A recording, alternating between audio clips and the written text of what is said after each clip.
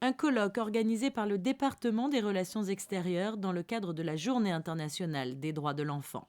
Parmi les intervenants figuraient notamment des experts membres du Comité des Nations Unies des droits de l'enfant et du Conseil de l'Europe, des défenseurs des droits, ainsi que des représentants d'organisations non gouvernementales. Le thème de ce colloque, l'adoption nationale et internationale. La problématique, elle est liée à deux éléments, je dirais. Bon, l'adoption nationale, bien souvent, ce sont les pays européens, les familles des pays européens qui sont à la recherche d'un enfant, alors que les enfants, ils viennent principalement d'autres pays, d'Afrique, d'Amérique latine et d'Asie.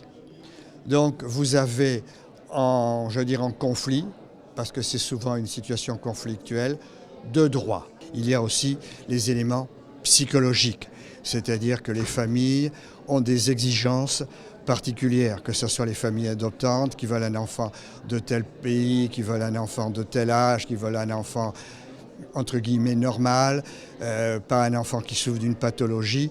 Cela est un facteur, de difficulté.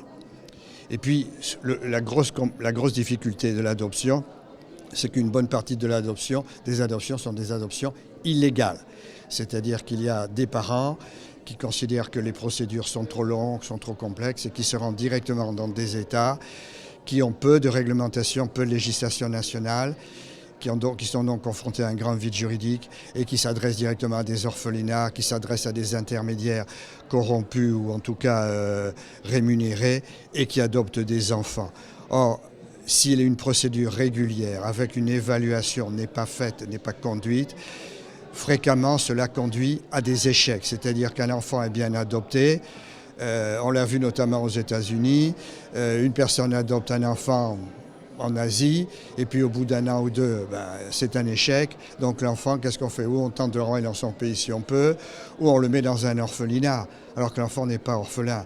Donc il y a cette dimension, humaine et douloureuse qui est extrêmement importante.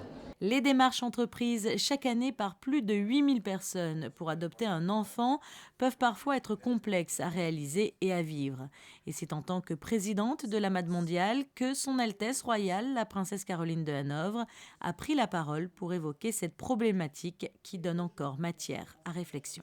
La solution, c'est d'abord que tous les États aient une réglementation et une législation correcte, conforme aux normes internationales, l'appliquent, la respectent, la contrôle et coopère de manière à ce que tous les enfants, c'est-à-dire que les droits des enfants soient réellement sauvegardés dans les procédures d'adoption. C'est-à-dire que les procédures d'adoption, ça doit être quelque chose de régulier, de transparent, d'organisé, avec des enfants bien informés sur ce qui leur arrive, des parents, que ce soit la famille biologique ou la famille adoptante, soient également bien informés, que toutes les personnes qui essaient de tirer profit d'adoption illégale soient, entre guillemets, mises hors d'état de nuire et que les États prennent leurs responsabilités.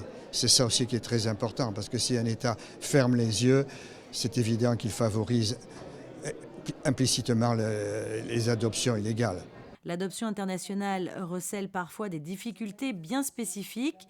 Pour que la volonté de composer un nouveau foyer reste un moment de joie et de bonheur, il est impératif de bien informer et de préparer au mieux les familles aux réalités de l'adoption.